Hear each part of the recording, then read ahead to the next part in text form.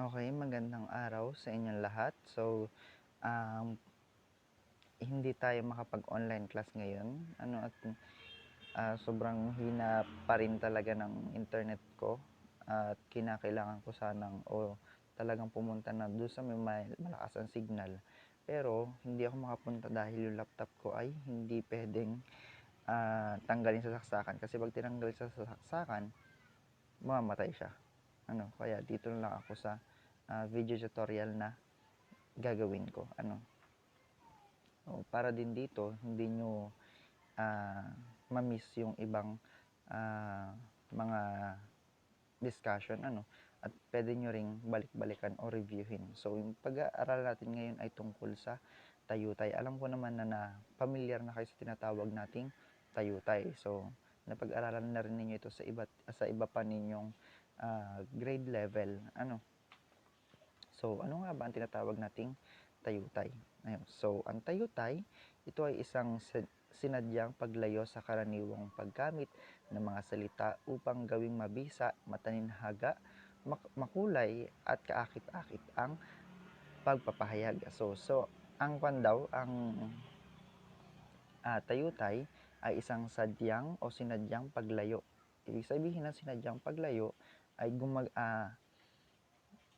inilalayo natin yung tunay na kahulugan sa isang pangungusap.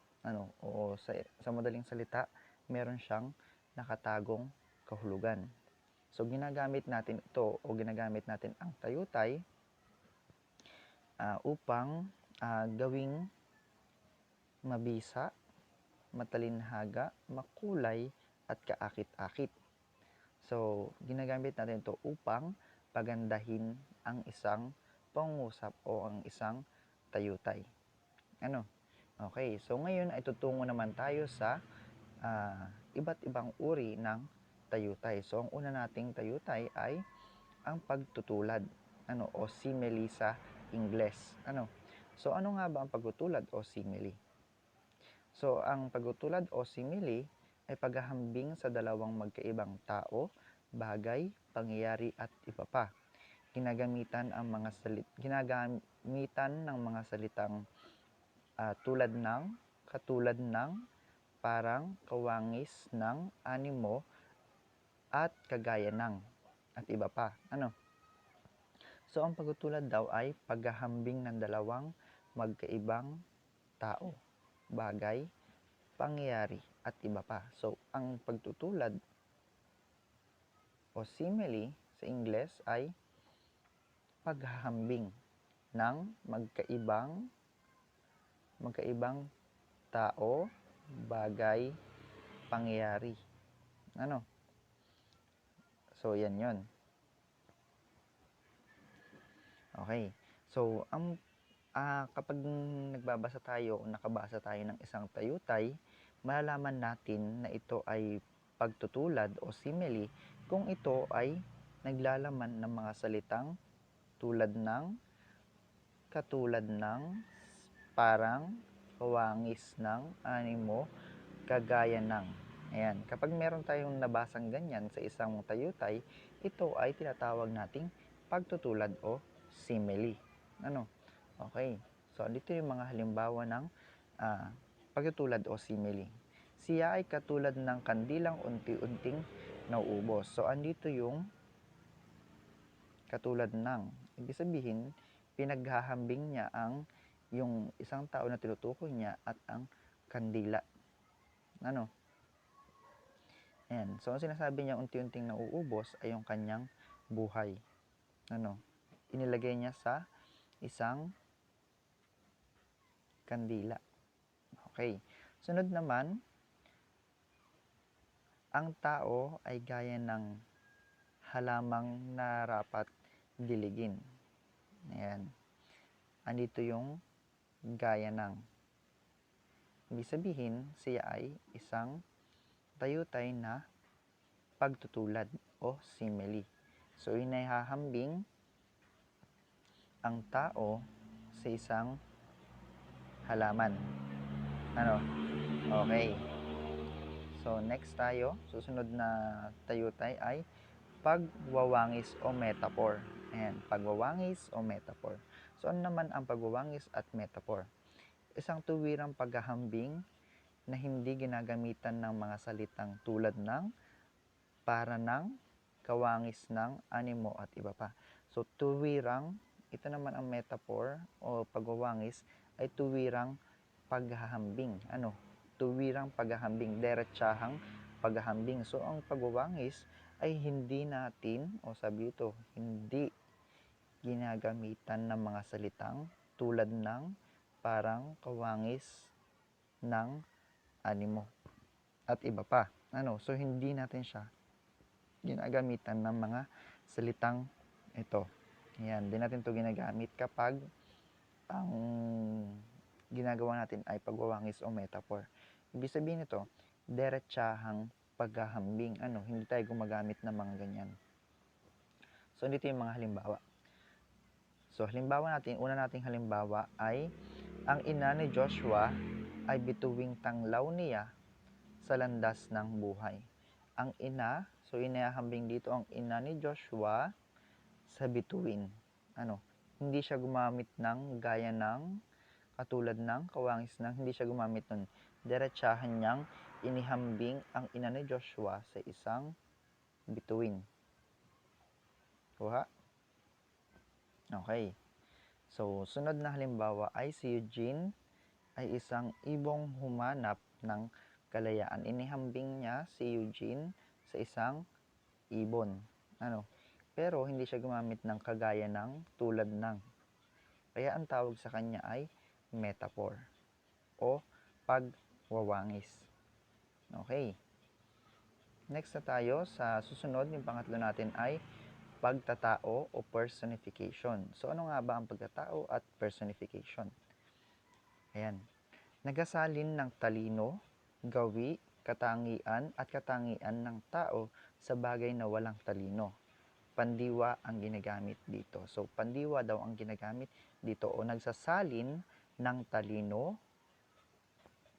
gawi, katangian ng tao sa isang bagay. So, ibig sabihin nito, inililipat ang katangian ng tao sa isang bagay.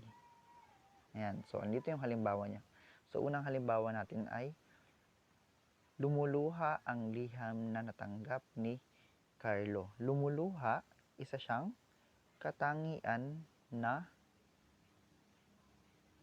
galing sa isang tao na inilagay sa isang liham. Ang luha ay katangian ng isang tao na inilagay lamang sa liham. Kapag yung talino o gawin ng isang tao nilagay sa isang bagay, ang tawag doon ay personification o pagtatao. So, sumunod ay, ang buwan ay nahiya at nagtago sa ulap. Ang buwan ay isang bagay at ang nahiya ay gawin ng isang tao. Ang nahiya ay gawin ng isang tao na nilagay sa katangian o ginagawa ng isang buwan. Kuha? Ayan. So, next, ang eksaherasyon o hyperbole. So, ano nga ba ang eksaherasyon o hyperbole or hyperbole? Lubang pinalabis o pinakukulang ang katunayan at kalagayan ng tao, bagay, pangyayari at iba pa. So, ito naman yung eksaherasyon o hyperbole ay ginagamit yung mga pangungusap o salita na hindi naman na kapanipaniwala o hindi na totoo. Pinakukulang o pinalalabis o sobra-sobra. So, andito naman yung halimbawa nito. Ang una nating halimbawa ay, nabiyak ang kanyang dibdib sa tindi ng dalamhati. Nabiyak ang kanyang dibdib sa tindi ng dalamhati. Hindi naman totally, hindi naman talagang nabiyak ang kanyang dibdib sa kanyang pagdadalamhati. Gumamit lang tayo ng eksaherasyon o hyperbole para mapaganda yung isang pangungusap o yung isang tayutay. Okay. So, sumunod naman ay nabutas ang bambam ng tainga ni Potpot dahil sa ingay. Ano? Ang nabutas ay isang eksaherasyon sa pagkabingi ng tainga ni Potpot. Ano? Hindi naman totally nabutas ang eardrum ng bata o ni Potpot, kundi hindi lang siya makarinig dahil sa ingay sa kanyang paligid. So gumamit tayo ng nabutas para pagandahin yung isang tayutay at naging kaakit-akit ito, at tinatawag natin tong hyperbole o eksaherasyon. Kuha? Okay, next. Ang susunod natin ay pag-uyam o sarcasm sa Ingles. So ano nga ba ang pag-uyam o sarcasm sa Ingles? So ito ay mga pananalitang nangungutya sa tao o bagay. Tila kapuri-puring pangungusap, ngunit sa tunay na kahulugan ay may bahid ng pag-uyam. So ito naman yung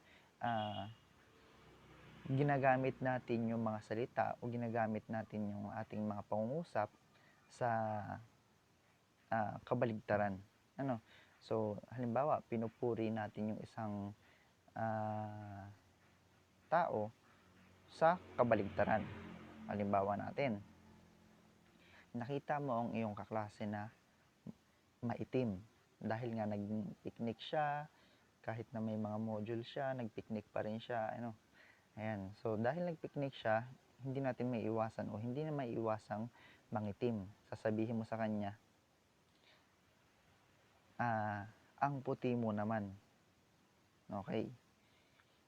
Yung ang puti mo naman, kahit na nakita mo siya na maitim, tapos sinabi mo sa kanya, ang puti mo naman, iyon ay isang halimbawa ng pag-uyam o sarcasm. Kabaligtaran yung iyong sinasabi. Ano, parang pangungutya ang iyong ginagawa. Ano? Ayan. So, dito yung mga halimbawa nito. Ayan. So, yung una nating halimbawa, kay kinis na mukha mong butas-butas sa kapipisil mo sa mga tigyawat. Ayan. Kay kinis. Kay kinis. Tapos, sinasabi niya na kay kinis ng mukha mong butas-butas. Ayan. Andito yung butas-butas. Ayan. Kinokontra ng butas-butas yung kay kinis na kanyang sinabi. Ano, ibig sabihin niya dito ay hindi talaga makinis yung mukha nung kausap niya. Ano, kabaligtaran yung kanyang sinasabi. Yun ay tinatawag nating pag-uuyam. Ano, o pag-uyam o sarcasm sa Ingles. So, yung pangalawa naman, halimbawa ay talaga palang masipag ka. Wala kang ginawa kundi matulog maghapon. Talaga palang masipag ka. Ayan, masipag ka. Tapos, biglang sa dulo ay wala kang ginawa kundi matulog maghapon. Ibig sabihin, iyan yung tunay niyang gustong sabihin sa iyo. Sinabi lang niya yung masipag ka dahil gusto niya na kutsain ka. Ano? So, ang tinatawag natin yan na sarcasm o pag-uyam. Okay. So, hanggang dyan lang muna. Sa susunod na klase natin, pag-aaralan ng iba pang uri ng tayutay.